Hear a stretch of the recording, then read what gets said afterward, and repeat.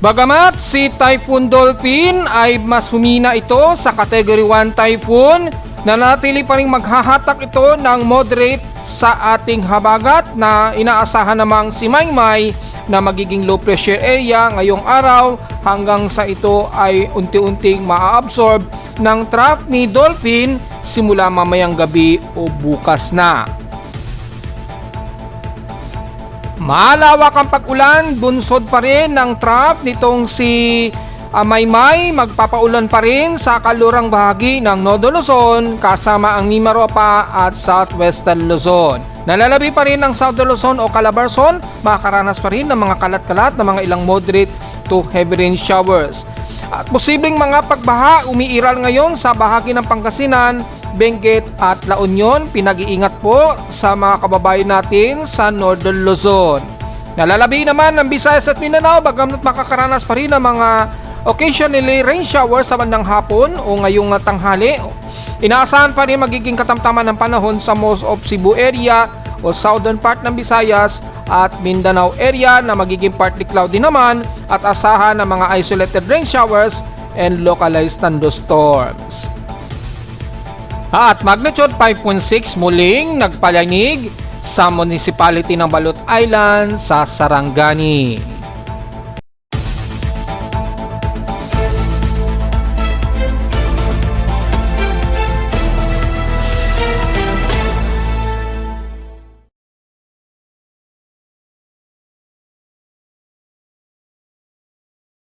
Hello, good morning mga folks. Welcome po muli sa ating Daily Weather Bulletin at Analysis para sa araw ng Huwebes, August 6, 2026. Ang oras sa ating Boss Mike may umaga ay alas 11:42 na ng magtatanghaling tapa. Patuloy pa rin ang maulang panahon sa Metro Manila at most of western sections ng North Luzon at South Luzon. Well, nag-post naman tayo sa ating Facebook page. At makikita nyo naman yung mas concentrated na mga posibleng bahain ang bahagi ni ito ng La Union, Benguet at ilang bahagi na Ilocos Sur, Pangasinan at maaaring silang portions ng Zambales na nakataas yan sa yellow warning at orange warning naman silang bahagi ng Pangasinan at sa parte ng Benguet at kasama na ang La Union ang posibleng mabot pa sa pinaka red warning na 24-hour rainfall na forecast. At pinakita natin kanina para malaman ninyo at mula sa ating forecast na pinost din natin kanina sa ating 24 hours forecast ng ating 24-hour rainfall forecast. Ang data feed nito, ang source ay sa ECMWF IFS. Makikita po ninyo ang mas concentrated dito sa area na ito ng Cordillera. Kasama na ang Benguet at ilang bahagi pa rin po ng La Union. Yan, kasama na ang bahagi po ng La Union ha. Yan, at Benguet at Baguio, yan, i-zoom in natin para makita nyo po.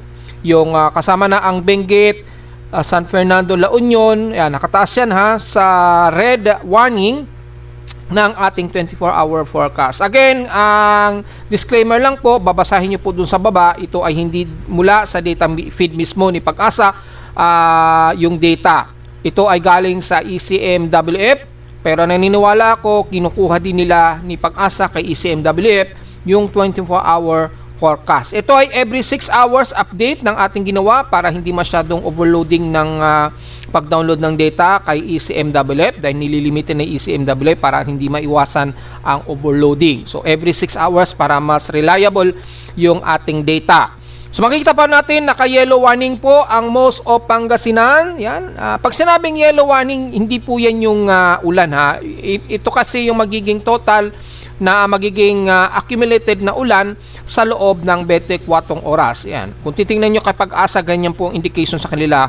At yung magiging epekto ng baha according sa legend ng color. Alam niyo naman po yan dahil kung bibisitahin niyo sa mga post ni Pag-asa, ganyan din ang naka-indicate dyan.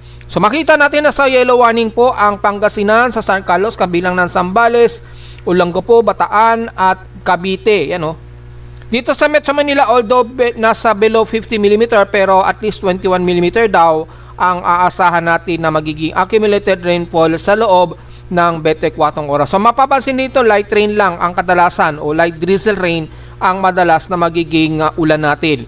So category niyan, ibig sabihin lang magkaroon man tayo ng baha pero minor flooding lang. Yan po ang ibig sabihin niya, na hindi siya yung rainfall forecast yan na nakalagay dito. Ito lang yung magiging 24-hour rainfall, yung sa loob ng 24 oras na katumbas ng ulan na magagawa niya, at yung magiging impact, ganyan pong ibig sabihin niyan.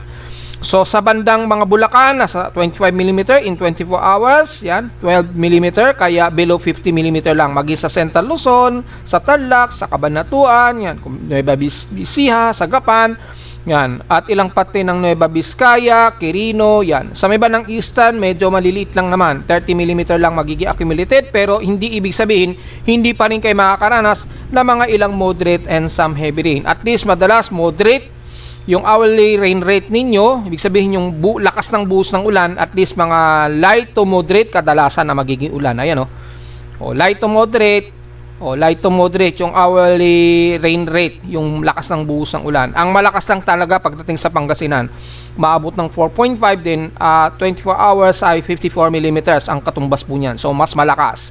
So ganun din lalo na sa bandang Benguet, ayan, maabot ng mahigit 200 mm ang 24 hour nila. Expected ang widespread severe flooding niyan. So ingat po sa mga posibleng bahain po diyan, ha, according dito kay ECMWF. Pero kung titingnan nyo sa ibang agency gaya ng GFS, pwede nyo pong makita yan.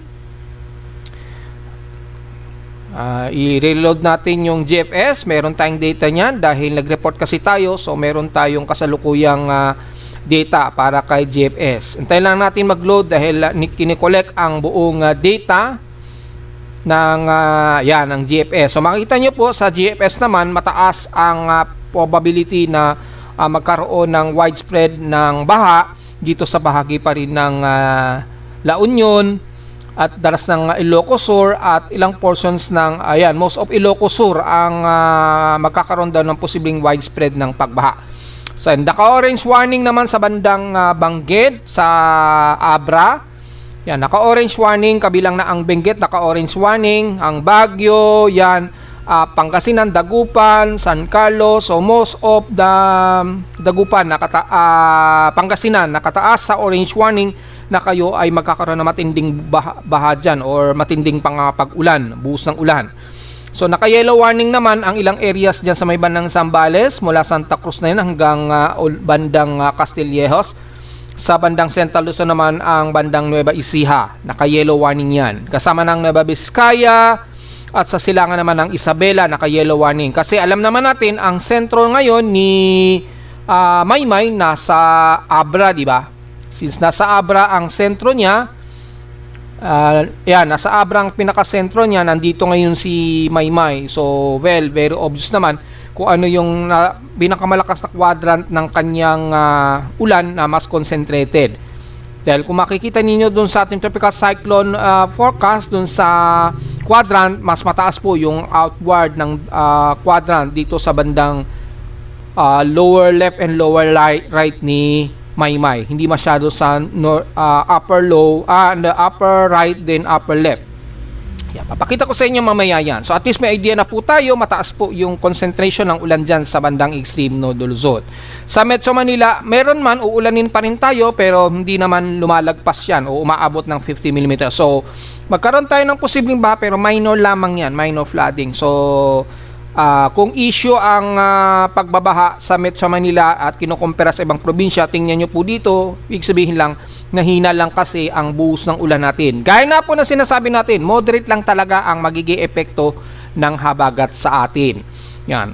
Expect lang ang mga ilang parte na kung saan ay nariyan po si Maymay, kaya nagkakaroon tayo ng mga heavy rain showers dyan sa area na yan. So ingat pa rin po, lalo na sa mga binanggit nating mga lugar sa Northern Luzon, lalo na sa bandang Benguet, Ilocos Sur, bandang Ilocos Sur, La Union at Pangasinan at Abra. So sa ating dashboard, makikita natin sa ating Doppler radar imagery, makita po ang kalat-kalat at scattered na mga paulan kasama na ang Metro Manila at most of Northern Luzon area. Siyempre, ang pinaka-concentrated na ulan dito pa rin sa bahagi pa rin ng Pangasinan at La Union, kasama na ang Benguet, yan, at bandang Zambales. At pinakita ko sa inyo kanina yung mga most concentrated na may forecast tayo ng 24-hour forecast. Mas mataas ang magiging pag-ulan dito nga po sa may bandang kanluran ng Nodo Luzon. At inasahan po natin dahil yung sentro nga po ni Maymay tumatawid na ngayon mula dito sa Abra. At inasahan natin dito ay bago lumabas ng kalupaan ng Isabela siguro, ay lalabas ito ng hihina, magiging low pressure area na lamang po ito. Pero sa ngayon, nagpapa-enhance po ito ng ating habagat at nagdudulot po ng mataas na reflectivity ng ulan. Mapapansin natin, mga light to moderate ang nakikitaan natin dito at most areas ng Pangasinan.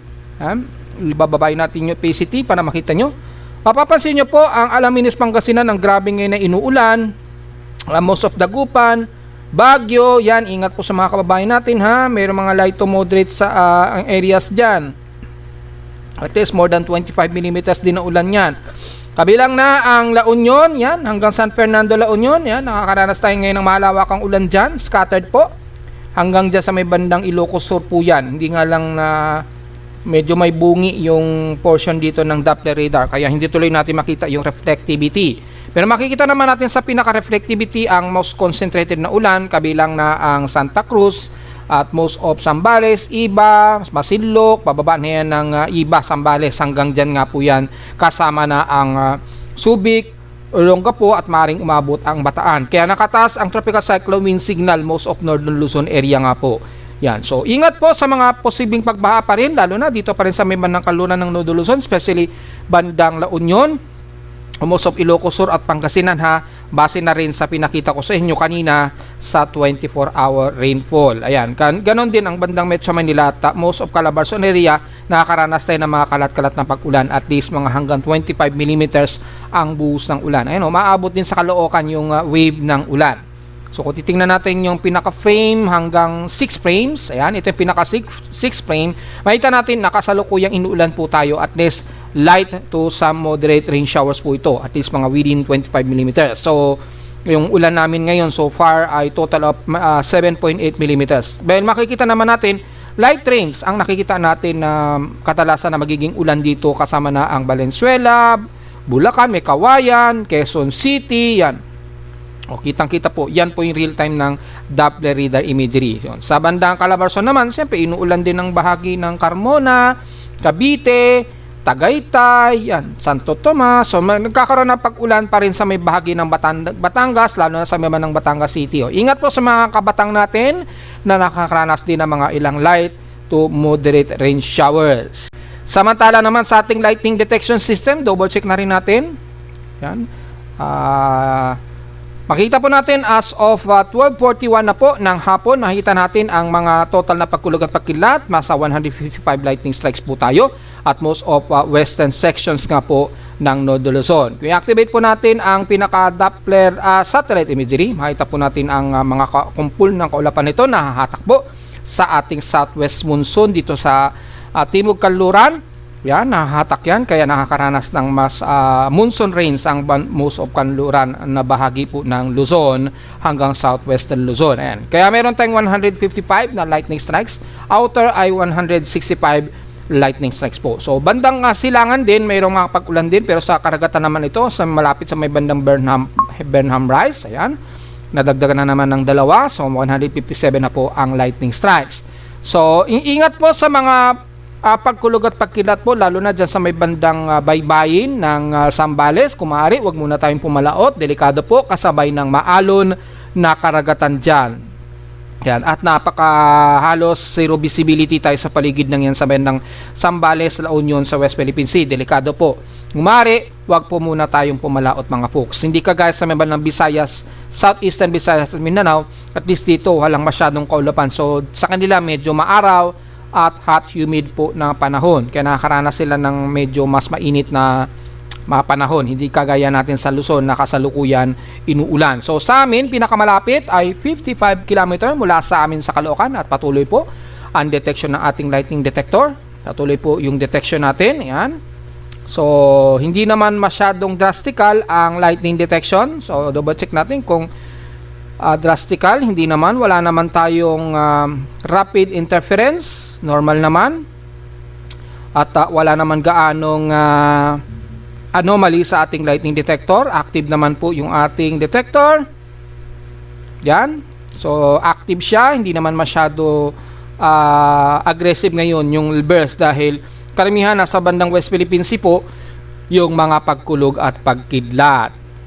So sa ating forecast and storm prediction hanggang this weekend nga po, gaya nating report ng mga nakarang araw pat ilang beses na nating sinasabi, hanggang weekend makakaranas po tayo ng overcast at maulang panahon na.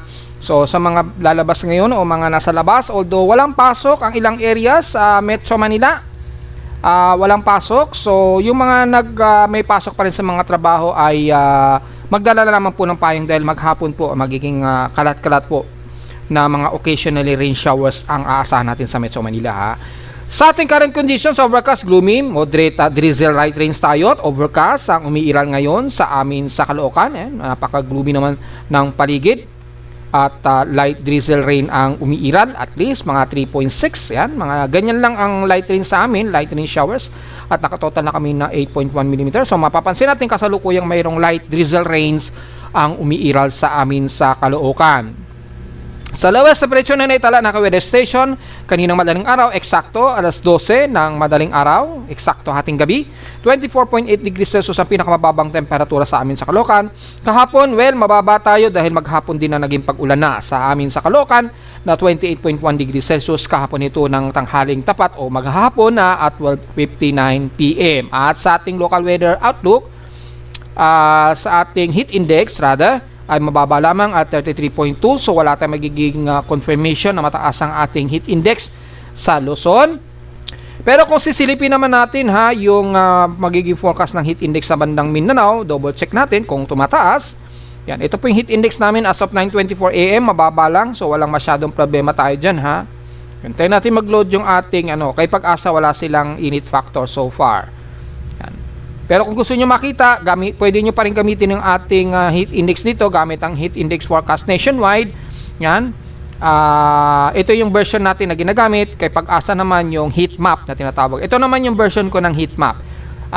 Kasi kay Pag-asa, pareho naman sa atin dahil ECMWF din ang ginagamit nila. Pareho kami ni Pag-asa. Ang kaibahan lang, napakabigat ng data kay Pag-asa kasi lahat ng data nakaload sa mapa. Sa atin, ise-select nyo lang yung mga area na gusto ninyong malaman para magaan lang, hindi mabigat masyado sa inyong mobile phone o web browser. So, since dito sa bandang Northern Luzon, hanggang Southern Luzon, makulimlim tayo dyan, mababa lang ang heat index. Pero dito sa bandang southeastern part ng Visayas at Mindanao, dito medyo hot humid tayo dyan. So, tingnan natin sa baba ng Lawang, tingnan natin, mainit sa kanila, at least 43 degrees Celsius. Mapapansin nyo, maalinsang, medyo hot humid sa kanila. Sa bandang Gian, ayan mainit pa sa kanila, 45 degrees Celsius po ang kanilang heat index. At pinakamataas na yan sa maghapon sa Gian Eastern Samar, sa maghapon, hanggang 45 degrees Celsius daw ang pinakamainit na heat index sa kanila. Mapansin nyo sa bandang Visayas, medyo mataas. Sa bandang Cebu, dito medyo mababa. Pero nasa danger pa rin at 43.9 degrees Celsius ang heat index. Sa Mindanao naman, sa City of Davao, kiklik nyo lang yung area. Dito, mukhang mababa, nasa 38.3 degrees Celsius. Pero nakakaranas sila ng maaraw at medyo hot humid pa rin na panahon. Sa bandang Surigao region, random, sa 45.7 degrees Celsius sa Surigao del Sur po yan. So, pansin nyo mga folks, ay mas mainit po yung temperatura. Bala ko siguro baguhin yan. Kung ano i-click nyo, mag-highlight siguro yung area, mas maganda. Then, magkakaroon ng kulay base dun sa pinakakulay na lalabas. Tingin ko, bala ko lagyan ng gano'n, para mas maganda. Pag kinilik nyo yung area, mag-highlight yung area, kung anong area ang magkakaroon ng heat index data. Yan. So, kung i-click niyan, maglo-load po yung data. Ayan, medyo mababa. Pero dito sa ilang area ng Surigao del Norte, nakita nyo, at Surigao del Sur, mainit. Dito sa ng Davao Oriental, hintayin natin mag-load. Mukhang wala naman masyado. Yan, walang data. Dito naman, wala rin masyado sa Sorsogon. Mukhang wala. Yan, reload natin kasi baka hindi lang masyado na-load ng maayos. Ayan, so ngayon lang nag-load. So 38.5 degrees Celsius sa Zamboanga Peninsula. Dito medyo maulap kaya mababa lang yung heat index. Pero dito sa may bandang Sorsogon, lalo na South Cotabato, ayan, 35.5 degrees Celsius yung heat index sa kanila. So sa bandang Davao City, yan, kung mapapansin nyo, antayin natin mag-load. Ayan, nasa 39 degrees Celsius lang. So, most probably, bandang Eastern Visayas at ilang area ng Caraga area ang mas mataas ang heat index. Pero sa Luzon, well, mababa tayo dyan. Ayun, antayin mag-load yung data ha, kasi malaki yung... kaya hindi natin ginagaya yung kay Pag-asa na lahat ilo-load sa isang mapa. Maglalag o masyadong mabigat i-load. Ayan, mababa lang, 35 degrees Celsius lang kasi maulan po tayo. Yan. So, anywhere na i-click nyo, automatic na kukompute yan, nakukuha yung forecast ng heat index. So, despite na kompleto yung data, hindi rin mabigat sa inyong mobile phone kung gusto nyo po makita yung mga heat index sa inyong area. Mula naman sa automatic weather station, sa data feed, Care o Pag-asa, ang nangunguna sa pinakamataas na heat index ang Romblon na may 47 degrees Celsius heat index. Pangalawa sa Iloilo. Pansin nyo, bandang Visayas o Southeastern o Eastern Visayas, mataas ang kanilang heat index. Highest temperature naman, kung titingnan natin, Romblon din. Hinatuan, Surigao del Sur, Tandag. Pansin nyo, bandang Eastern o Southeastern part ng Visayas at Mindanao. Yan. Yan. Pinakamataas sa may bandang Surigao, 34 degrees Celsius. Yan. So, yun po yung ating data. So, kung gusto nyo makita ha, mga folks, mababa lang yung heat index natin sa Luzon dahil kasalukuyang hindi maganda ang ating panahon dahil kay bagyong Maymay, although nasa tropical depression lamang po ito. Samantala sa ating PH extremes in past 24 hours, nangunguna ang Katarman, Northern Samar na may pinakamainit in past 24 hours sa 34.9 degrees Celsius at sa Baguio naman, tiling almost stationary lang sila at 17.4 degrees Celsius. Ba't ganun? Parang hindi na bumababa yung temperatura sa Baguio. Umulan na dyan at grabing ulan sa Baguio. Pero 17.4 degrees Celsius pa rin yung kanilang outside air temperature. Well, paki-double check po kung bakit ganyan o talagang ganyan lang talaga yung temperatura. Ibig sabihin, umiinit na rin sa Baguio. Despite na inulan sa kanila, in past 24 hours, umabot ng 197 ang total rainfall sa Baguio City. Yan, double check natin sa pinaka-data kung ano yung pangalawa sa Baguio City na inulan. Yan, ito yung pinaka-highest temperature, almost 35 sa Katarman at Surigao. Bandang southeast, southern part ng Visayas at Mindanao ang mas mainit, di ba? Sa atin sa Luzon, malamig dahil masama ang panahon natin. Ito yung lowest sa Baguio. Pero pagdating sa inulan, nangunguna po ang Baguio ha. Well, obvious naman po. Tama naman yung forecast ng ating 24-hour rainfall forecast. Lumalabas talaga mas accurate si ECMWF. No wonder bakit ginagamit yan ni Pag-asa ngayon sa kanilang mga synoptic forecast. Yan.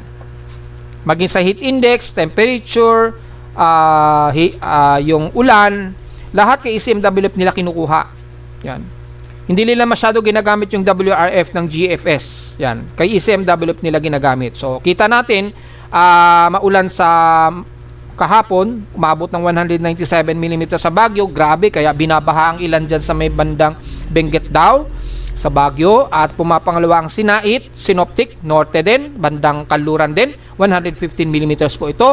And then, pangatlong Subic Bay, well, dyan pa rin yan sa Zambales na may 73.5 mm. Pansin nyo, bandang Silangan ng Northern Luzon. Kanluran pala, sorry. Kanluran ng Northern Luzon, sorry.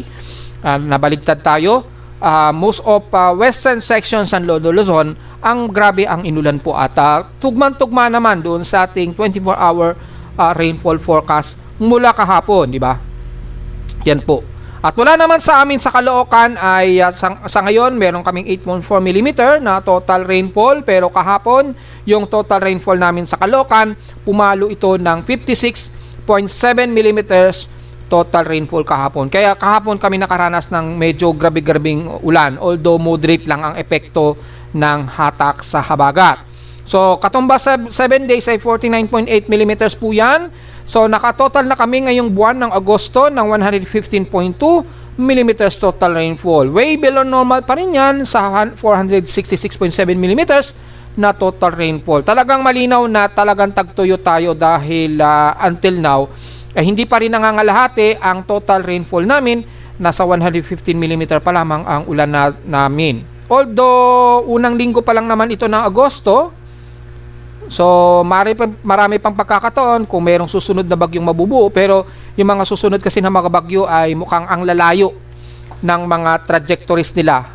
O halos puro mintis dito sa kalupaan ng Pilipinas, tumatama ang bagyo. So medyo good news yan mga folks. Ang side effect lang, kakapusin talaga tayo sa supply ng tubig. Samantala naman sa ating outside humidity, meron tayong 93%. Well, obvious naman po, self-explanatory na po yan. Tumaas ng 5% since last hour. Nasa 1,002 hectopascals na po yung atmospheric pressure natin. And steady ito since last hour. Yan, nandito kasi si Maymay. Malapit lang si Maymay sa Metro Manila kahit papano. Nandyan kasi sa bandang Abra. So, very obvious, 1,002 hectopascals po ang ating atmospheric pressure. Sa ating high tide low tide status, well, moderate po ang ating sea level. Pero napansin natin, may mababa naman yung sea level natin. So, ang magiging pag-iingatan lang lamang po natin yung magiging maalon na karagatan dyan sa kaluran ng Northern Luzon at Southwest Luzon dahil nga po sa enhance sa bagat, kasabay din ng nahahatak mula kay Maymay, yung bagyong Maymay. So, obvious naman po. Self-explanatory naman po yan. At mula naman sa ating air quality, wala tayong problema. Nagkakaroon lang ng putol-putol dahil merong mga DDoS attacks na naman ang gumagana. So, binigyan tayo ng pagkakataon sa loob ng 24 oras ng ating hosting site services na magkaroon tayo ng temporary boost sa ating webpage. So, makakabisit kayo ng medyo smooth. At makikita nyo po yan, normal naman na ating air quality. Sa atin namang almanak, sumikat ang haring araw kaninang 5:40 AM at lulubog po ito mamayang 6:23 PM. At ang ating moonrise and moonset, last quarter po tayo ngayon at 49% illuminated po ng liwanag ng buwan. Ibig sabihin lamang yan ay hindi pa nagmo-moonrise. Mamaya pa po ng bago maghating gabi, 11:37 PM ito magmo-moonrise at kinabukasan na po ng umaga o bago magtanghaling tapat at 11:59 AM. Bukas na magtatanghaling tapat naman ito lulubog. At sa ating local weather outlook para ngayong Thursday and Friday, wala namang pasok sa Metro Manila. Karamihan ng areas ay magiging maulap po tayo sa maghapon, 100% ang pag-ulan, ganun din bukas ng Biyernes. Magiging very gloomy pa rin tayo dahil patuloy pa rin ang enhance sa bagat na nahahatak sa atin dito sa Luzon area. So very obvious na yan mga folks, magdala na lang po tayo ng payong. Sa highest sa lowest ng presyo expected, maglalaro 29 to 30 degrees Celsius and lowest ng presyo expected 25 degrees Celsius po ito hanggang bukas ng Biyernes. Samantala, sa local weather advisory naman, care of Pag-asa sa data feed kaninang madaling araw. Samantala, sa local weather advisory mula sa data feed naman ni Pag-asa, ang namataan nila kaninang madaling araw pa ito, 3 AM, namataan si Maymay sa area ng Bantay, Ilocos Sur. Yung pinost ko yan kanina, bandang Bantay din yan. May maximum sustained wind nito na 65 km per hour malapit sa gitna at 110 km per hour naman sa kanyang bugso. So mabagal ang pagkilos ito pa silangan at 10 km an hour. Apektado din yung kanyang southwest monsoon niya na nahahatak ni Maymay. So far sa ating 1 minute average 56 km per hour naman yung kanyang maximum sustained wind. Under tropical depression category pa rin ito. So baka ganyan na rin kabilis yan. Humihina na siya dahil nasa pinaka-landmass na kasi ito ng yun nga sa bandang Abra. Kaya pahina na ng pahina, magiging low pressure area na lamang yan ngayong araw yan. Baka mamayang gabi low pressure area na lamang po yan. So, diretso agad tayo sa ating ginagamit na satellite imaging. Makita natin ang paghatak na ngayon sa habagat dito sa Timog, Kanluran at Kanlurang bahagi naman na nagdudulot ng malawakang ulan ngayon dito sa may bandang extreme Northern Luzon. Activate natin yung heavy rain potential para makita nyo po. Yan, makita natin yung mga heavy rain potential. Scattered po ito sa buong bahagi ng Kanluran mula Ilocos Norte, kasama na ang buong Ilocos Sur, La Union, Pangasinan, Zambales, Metro Manila, Tarlac, hanggang kasama na ang Baguio, Benguet, Abra, Mountain Province, yan, hanggang sa buong Kanluran parte ng Calabarzon, mula bandang Cavite, yan, Calamba, Laguna, apektado rin. Batangas City mismo, Lipa at ilang area ng Laguna, kabilang na ang San Pablo, Calauan, hanggang diyan sa may bahagi ng Los Baños, Laguna. Ingat po sa mga posible pa ring mga pagbaha just in case tuloy-tuloy po ang malakas na downpour ng ulan sa inyo dyan, lalo na sa may bandang Batangas nga po na may heavy rain potential. Siyempre, hindi ligtas ang Metro Manila na maaabutan ng mga heavy rain potential nito, so handa tayo palagi sa anumang mga buhos ng ulan. Bagamat sa bandang kanluran ng Nodo, Luzon, Zambales, pataas na ng Ilocos Norte, ang mas mataas ng expected na downpour ng ulan, base na rin sa 24-hour rainfall forecast. Sa nalalabi naman ng silangan ng Luzon, magiging gloomy at maulap din tayo. Asahan din ng localized thunderstorms, scattered rains. Ang aasahan natin mula Tuguegarao naman, Isabela, hanggang Aurora na po yan. Kasama na ang silangang bahagi ng, ano ba yun, medyo nagumagalaw yung ating mouse, yung ating bandang Quirino. Kasama na ilang areas ng Baler, Aurora, pababa ng Infanta, Quezon, Bolinao, at dito sa boundary nga po ng Bico region sa Camarines Norte. Asahan din na magiging maulan dahil sa hatak sa habagat ang Mindoro hanggang Palawan na po yan. Very gloomy po at ingat na lamang sa mga downpour din ng ulan. The rest ng Bico region, bagamat maulap pa rin tayo, very gloomy tayo, kabilang na Camarines Norte at Camarines Sur. Asahan ng isolated o occasional rain showers and localized thunderstorms, kabilang na nga po sa may bandang Camarines Norte at Camarines Sur. Dito pagdating sa bahagi nga po ng Naga, pababa ng Legazpi, Sorsogon at Catanduanes, gloomy pa rin tayo dyan, maulap, pero mga naka lang na mga isolated rain showers and localized thunderstorms. Wala namang heavy rain tayo nakikitaan dito, so expected lang na mga light to moderate ang maaring magiging downpour sa inyo. Kasama na ang Masbate, Romblon at ilang areas ng Marinduque, na kung saan mas malapit ang Marinduque kasi sa mas maulap at mas maulang panahon. Pagdating naman sa Visayas, bagamat ang eastern sections ng Eastern Samar at Leyte ay katamtaman ang panahon, partly tumusikaw di tayo at all times pa rin. Asahan din na isolated rain showers yung mga afternoon rain showers, pero magiging mas hot, humid na panahon po kayo dyan, kabilang na sa buong Saudol, Leyte at Bohol.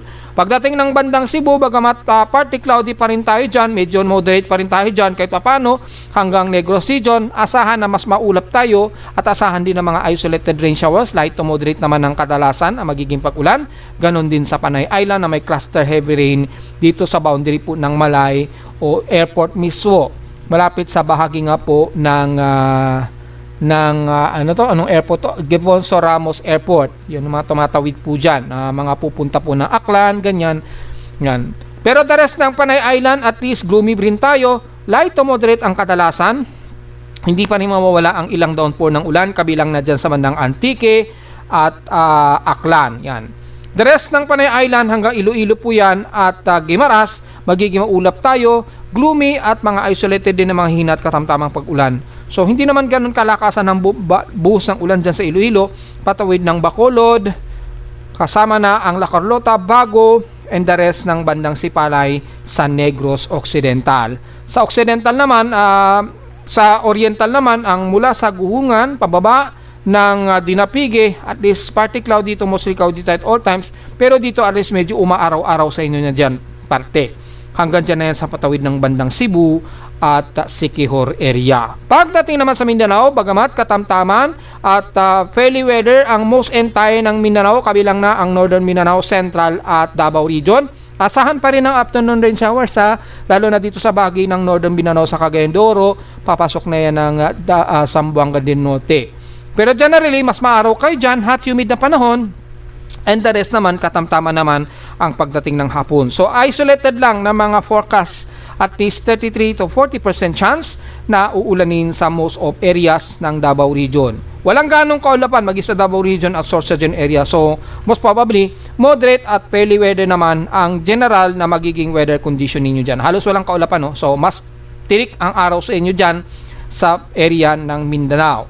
Ganon din sa bahagi ng Zamboanga Peninsula sa dulo, maging sa isla ng Basilan na Tulusulo, magiging fairly weather naman tayo dyan, pero mga bandang hapon, magkakaroon pa rin tayo ng mga mahihinat katamtamang pag-ulan na may pagkilat at pagkulog sa hapon po, lalo na sa boundary o areas ng Zamboanga dahil medyo may umaabot pa rin na manipis na habagat dyan o southwest monsoon, although hindi masyado noticeable, hindi kagaya sa Palawan area.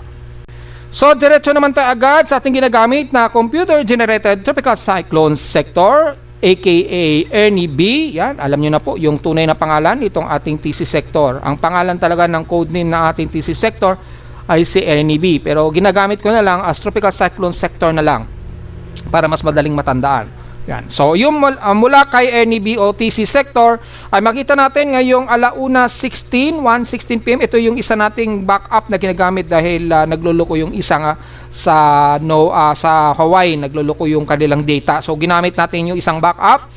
Ito yung mas aggressive din kapareho ng sa Hawaii. So, ito yung ayaw pasabi kung sino sila. Kasi mga non-organizational ito na mga weather organization sa Amerika. Hindi sila madamot, basta wag ko lang daw sasabihin kung sino sila. So yun yung pakiusap sa akin. So credits pa rin sa mga meteorologists natin dyan, sa kung sino man kayo. Hope you get what I mean. So mula sa ating TC sector naman ay ang as of 1:16 PM, dahil most of real time kasi mag-update ito, humina as of 8 o'clock kaninang umaga. Category 1 typhoon na itong si Dolphin in 1 minute average. Ang kanyang center air pressure na nito ngayon 956 hectopascals na may 148 kilometers per hour na maximum sustained wind at bugsong pumapalo ng 193 kilometers per hour. Under typhoon category pa rin siya kahit 10 minute average at 130 kilometers per hour, malapit sa gitna at bugsong 169 kilometers per hour. Pero sa conversion ni Pag-asa yan, malamang nasa 185 nasa severe tropical storm na lamang yan kay Pag-asa Panigurado. Yon. Mula naman kay Maymay o 13W ay as of 1:16 PM na po ng hapon, ang kanyang center air pressure ay 997 hectopascals, maximum sustained wind 56 kilometers per hour at bugso umaabot ng 72 kilometers per hour. Sa kanyang 1 minute average, under tropical depression pa rin ito na nasa 49 kilometers per hour ito at bugsong pumapalo ng 64 kilometers per hour.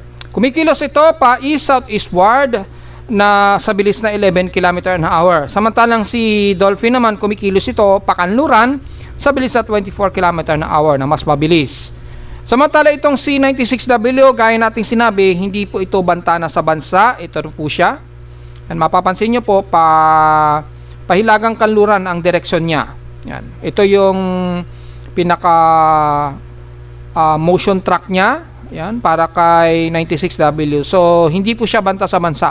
Gaya ng mga nauna nating ni-report, diba? Binanggit na natin yan na hindi talaga banta sa bansa si 96W. So, at least medyo safe na tayo kay 96. So, hindi na natin magiging concern yan si 96W despite na under tropical storm na po siya. Yan. Pero nasa monsoon depression na ang kanyang kategorya. Kasi yung kanyang circulation, open wrapping siya, malawak yung kanyang center circulation, broad, medyo malawak, parang donut shape, parang gano'n nangyayari sa kanya. So yun po yung nangyayari, kaya monsonal depression na nangyayari. Samantala, yung circulation ngayon ni Typhoon Dolphin, kung i-activate natin yung pinaka-satellite imagery, mapapansin natin patungo na ito sa direksyon ng Naha, o sakop ng Okinawa Prefecture. At samantalang itong si Maymay, mapapansin natin naglandfall ito nung isang araw dito sa may bandang Aurora, sa bandang Isabela, sa Dinapigue, as Luis, and then tumawid dito ng Mountain Province at lumabas ng bandang Candon at dito naging si ano na siya, Maymay, tinawag naman siyang Maymay. So, dalawa ang naging pangalan tuloy ni 94W sa kanyang local name. And then, mula kahapon, nag-hoist ito dito, halos tumambay ito dito sa may bandang Kanluran, and then bumabalik, umikot siya, pabalik naman dito sa may bandang Kanluran ng Bigan. And then, kasalukuyan itong nasa area nga po ng Manabo. Ayan, nasa bandang Manabo ng sako pa ba ito ng bandang ng Abra? Well, double check natin yan gamit ang ating OpenStreetMap mode. Lalaman natin kung sako pa rin siya ng Abra. Yes, sako pa rin siya ng Abra, yan o. So, kumikilos nga nito pa southeastward, yan. East-southeast, yan. Sa bilis na 11 km dito, expected magiging low pressure area na siya kapag nakatawid na ito siguro ng Mountain Province. Yan, pag nakatawid na siguro ito ng Mountain Province, magiging low pressure area na siya. So siguro, bago ito umexit ng kalupaan ng Isabela, baka isa na lamang itong low, remnant low. Habang ito ay unti-unting hinihigop na ni Dolphin, ayan, ito po yung pinaka-monsoon trough niya. Ayan, kitang-kita naman po yung pinaka-monsoon trough ni Dolphin. So nagkakaroon na po ng monsonal gyre effect. Nagkakaroon sila ng parehong monsonal gyre. Yan. Yan, monsoon gyre effect. Nagkakaroon na ng monsoon gyre. Kapag kaganyan na nangyayari, unti-unti magkakaroon na ng pagsayaw yung dalawang yan, unti-unti hanggang sa tuloy-tuloy ng mahihigop at sasama na ito sa pinaka-inflow trough ni Dolphin. So ganun po mangyayari. Kasabay naman ng paghatak sa ating habagat dito sa Timog Kanluran yan na nagbubunsod po ng maulang panahon kasama dito sa Metro Manila. Ito po yung pinaka higher resolution po ng RGB satellite. Oops, nag-refresh po yung map. So reload natin yung map. Ayan. So makita natin yung satellite imagery na unti-unti hinahatak na po ni Dolphin yung most of remnant low ni Maymay at kasabay din ng paghatak ng todo-todo sa ating habagat. Bagamat moderate lang ang magiging epekto ng pag-enhance sa habagat sa atin sa bansa, magdudulot pa rin yan ng mga moderate and heavy rain showers lalo na sa binanggit natin sa kalurang bagay ng bansa, especially dyan sa bandang western part ng Nodo Luzon, kasama syempre Metro Manila at Mimaropa area. Yan. And then magkakaroon na rin ng epekto sa ilang area ng Calabarzon area at eastern sections ng Luzon at Northern Luzon habang hinihila na ito pahigop ni Bagyong Dolphin itong si Maymay. Nasa natin yan mga mamayang gabi siguro hanggang bukas ay simula na itong tuloy-tuloy na sasanib. Unti-unti sasanib na sa pinaka-monsonal trap ni Dolphin itong si Maymay. So ito po yung pinaka-satellite imagery. Kitang-kita naman po nagkakaroon na sila ng linkage. Yan. Nagdudugtong na yung trough nilang pareho. And then hinihila na niya unti-unti itong si Maymay. Dahan-dahan na niyang hinihila. Yan, oh. Pansin niyo po, yung as time goes by, unti-unti lumalawak na yung paghila niya dito sa trough ni Maymay.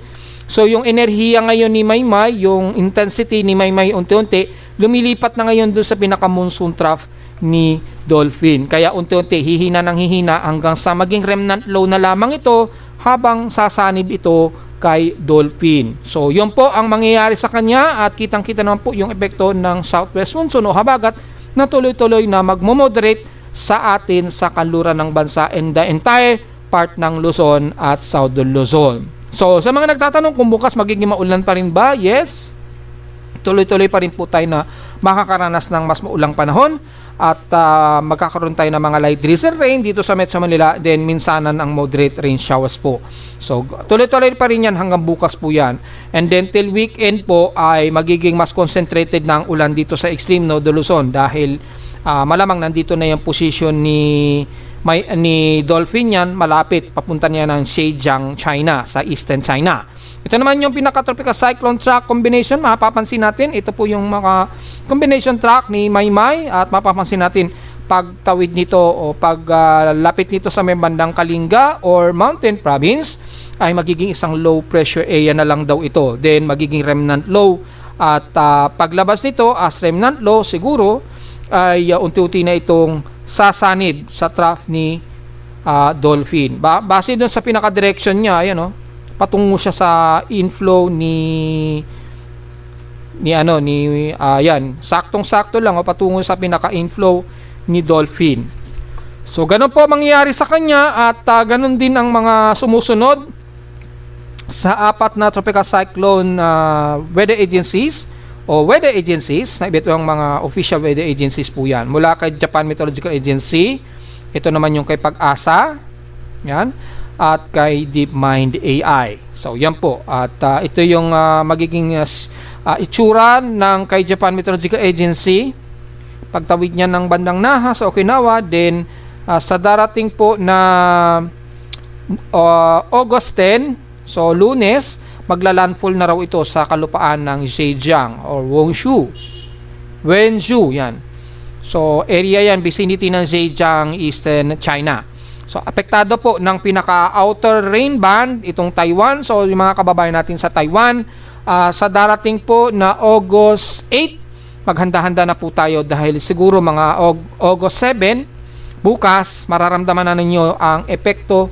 Actually, bukas pa lamang, mararamdaman na ninyo yung epekto ni Dolphin dyan.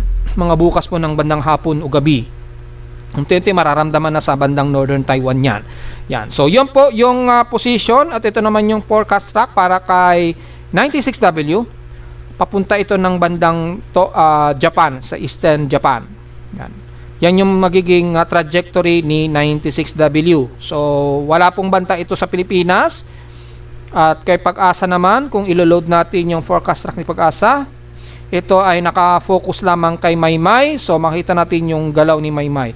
Magiging low pressure na lamang siya, then magre-remnant low ito bago tumawid dito sa karagatan ng Isabela sa loob o sa susunod na 24 oras yan. So probably siguro mamayang gabi naasahan na natin yan, nandiyan yan sa bandang Isabela or bandang baybay ng Isabela. Ito naman yung forecast track para sa data feed ng Joint Typhoon Weather Center. Makikita natin makakatawid pa ito palabas and then mahihigop ito ng remnant low mula kay Dolphin. So mula sa pinaka-tropical cyclone assessment monitoring natin para kay Maymay at ni Dolphin, just in case po. At kagaya lang din kahapon, almost stationary lang din yung mga empirical forecast na lumalabas po dito.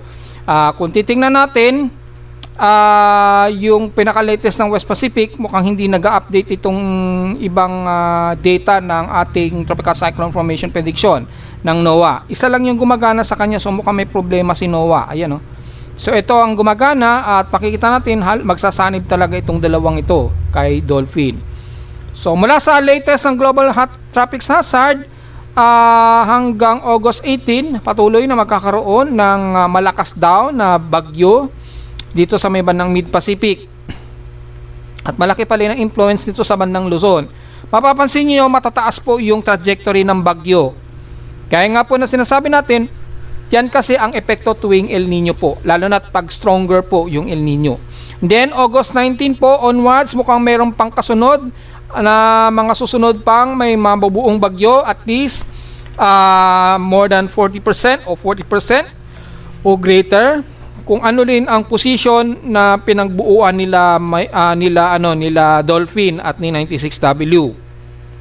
So malinaw po puro dito sa taas na kung saan kasi malakas yung init ng sea surface temperature dito sa may bandang Mid-Pacific. So mostly ang trajectory ng bagyo talaga either paluson lang. Very rare cases dito sa may bandang Southern Luzon. Yan, ito base dun sa pinakasakop. Yan, para sa mas malapit, kung gusto niyo pong makita, mula sa pinaka mean wind natin, makikita natin dito sa convergence. Yan. Papakita ko po yung pinaka convergence. Yan. Hindi pala, sa pinaka tropical cyclone week pala, 1 and 2. Yan. Ito yung week 2. So makikita nyo naman po ang sakop ng range hanggang Southern Luzon pa rin, malawak. At ito naman yung week 3, kapareho nito, mga week 3 siya, ay dito wala siyang latest update pero natakpan kasi ng above average rainfall. Pero dito sakop pa rin ang Luzon yan hanggang Southern Luzon according dito. Ayun, malinaw naman po yan mga folks. Yan. So yan po yung lalabas na magiging epekto ng bagyo, at least 40 to more than 40% chance na mayroong posibleng mabubuo. At ito naman yung pinaka-circulation ng dalawang bagyo, halos hindi halata itong si Maymay. At itigin pa rin ni Dolphin yung ating habagat sa timog kanluran ng Luzon. Ganon din dito sa mean sea level pressure. Dito halos hindi halata itong si Maymay. And then may mga mabubuong at least hanggang 2 na posibleng bagyo ang mabuo. At mula sa pinaka mean sea level pressure, mapapansin natin halos hindi halata din itong si Maymay. Pero dahil magsasanib lang ito kay Dolphin, yung pinaka-trough niya, maring included na siya dito sa pinaka-outer range. Ay, no? Maabot pa rin sa may bandang extreme Northern Luzon. Yan. Kasi yung pinaka-influence. And then, mukhang hindi natin masabi kung yung paghiwalay dito ito ay si Maymay. Ayun, no? and then nagkaroon siya ng interaction dito kay 96W. So yun po, at titingnan po natin yan mga folks, yung updates kung hihiwalay pa itong si Maymay into new remnant.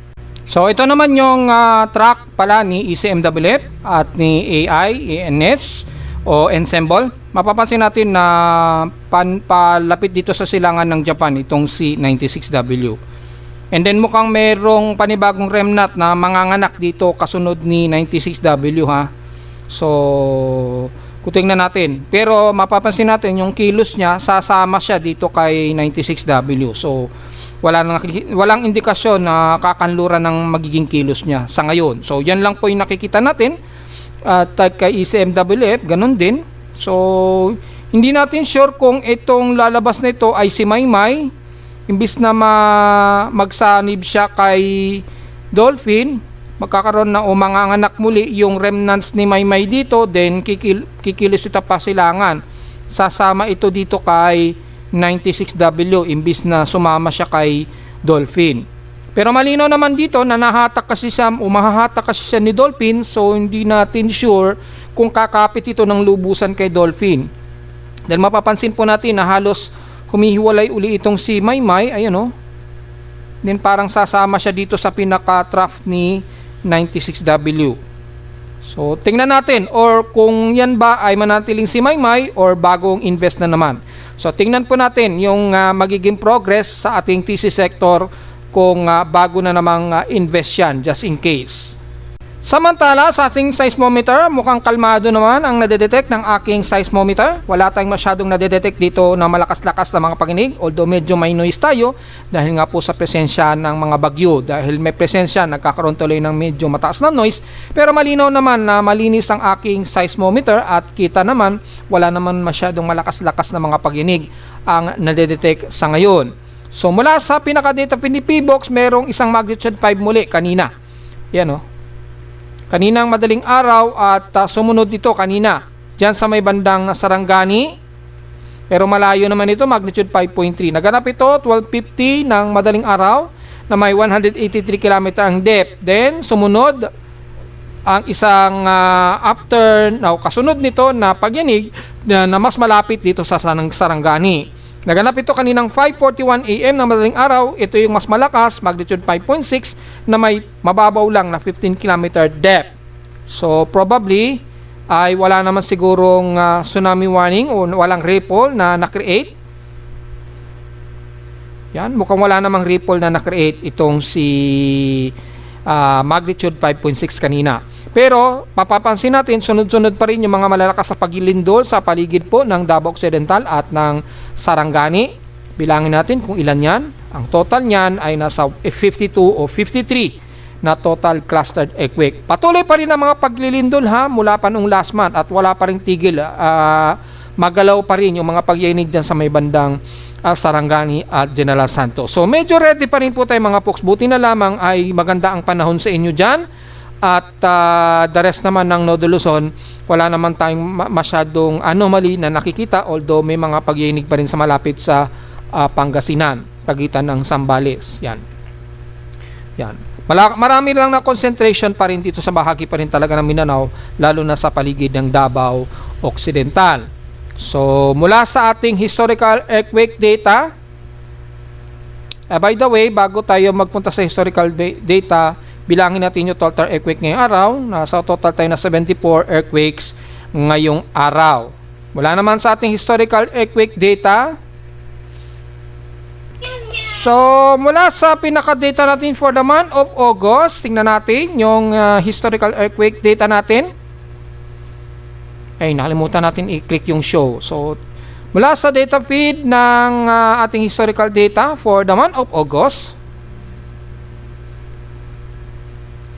kino-compute dahil na sobrang dami ng mga earthquake for the month of August talaga ngayon eh. So matagal-tagal yung loading. So mukhang hindi pa nasa-separate ni PBox yung total earthquake. So gamitin natin yung isa, although beta pa lang yun gamitin natin yung isang backup. So ito yung seismic monitor natin. Tingnan natin kung nakahalo din yung July at August dito. Pero panigurado magkahalo to eh. Double check natin mga folks Yan na, mabigat siya dahil malamang nakahalo pa rin yung July tsaka August. Ewan ko dito kay P-Box, dapat automatic sineseparate na ni P-Box yung ano nila eh. Ito naka 24-hour po ito. So ngayong araw lang po ito. Ito po yung pinaka-latest natin. Pero under experimentation beta lang ito eh. Kaya hindi ko masyado sinasama muna sa aking monitoring. So kung ita 30 days natin yan, maglo-load dyan from P-Box. So kasalukuyan meron tayong 151 total earthquakes, kasama dito yung magnitude 1.0 kasi nito. Kaya total nito 151 earthquakes. May tatlong magnitude 4.5 at isang M4.5, tatlo. Then max 5.6. So magnitude 3 yung pinaka moderate. Yung average magnitude 2.7. Ito yung isa nating experimentation pero hindi ko muna ginagamit dahil halos katulad lang naman ito sa pinaka main natin. Ang problema kasi dito po is naghahalo o magkahalo pa dito yung ating July tsaka August. So yung total nito 2,562. So ibig sabihin lang talaga nito folks, nakahalo pa talaga yung month of July. So tingnan natin dito, may makikita tayo dito na July, ano? July 11, no? So nakahalo folks, so hindi pa rin, ganun pa rin talaga kahit gamitin natin yung isang backup. So wala, hindi pa rin talaga naayos ni P-Box. Sana maayos ng nung programmer o yung sino man yung programmer dito kay P-Box. Madali lang naman po yan mga folks eh. Lalagyan nyo lang ng timestamp. Maglagay kayo ng timestamp doon sa data para pagka naglagay kayo ng timestamp, automatic i-command nyo yun doon sa program. Since JavaScript gamit nyo, madali lang naman yan i-command sa JavaScript o i-assign nyo lang yung timeline kada buwan. Then pag na-assign yung timeline kada buwan, automatic i-command nyo na mag-create ng bago ng file, bagong extended file para sa month of August and so forth, so on and so forth. Yan, maglagay tayo ng timestamp kasi malamang walang timestamp yung ginawa na data nung kay P-Box. Kaya kapag nagpapalit ng buwan dun sa pinaka-server ni P-Box, naghahalo pa rin yung mga nakaraang buwan. So hindi sila naggumagawa ng timestamp. Hindi kagaya natin, meron tayong timestamping, kaya nga bala ko baguhin na to eh. So lalagyan ko ng timestamping na rin to. Ako na lang din siguro kusang mag-separate ng mga file nito kapag hindi inaayos ni P-Box kasi mahirap yung parating ganito eh. Then iso-sort out natin yung hindi natin isasama dito yung for the month of July, lahat ng month of August lang ang i-filter natin. Ganun na lang. At i-command natin every month o each of the month, automatic i-filter niya yung mga nakaraang buwan. So example, yung August natin, lahat lang ng August na petsa i-filter nitong ating web page para maiwasan yung ganito. 'Di ba? So tama, yun na naisip ko, baguhin na lang yung pinaka-script na kung saan ay isosort na lang automatically kaysa yung ganito. Kasi nahahalo 2,471, then yung month of July isusubtract pa natin 2,471.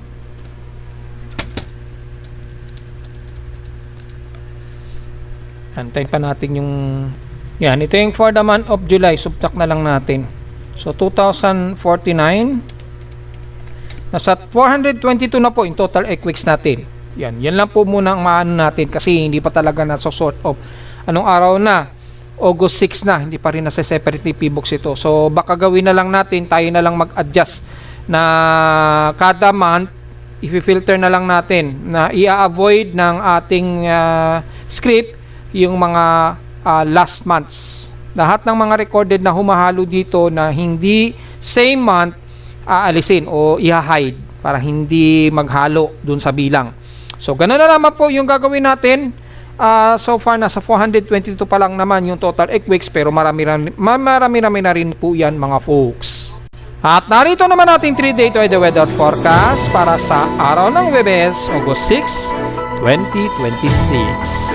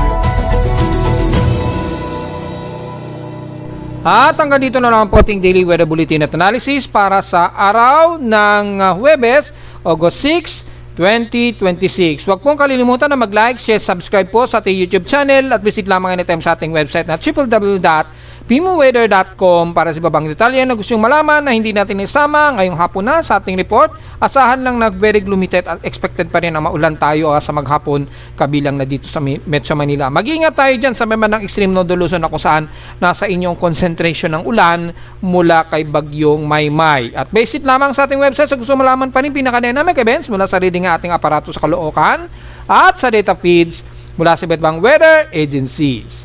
Maraming salamat po mga folks at magandang araw po sa ating lahat.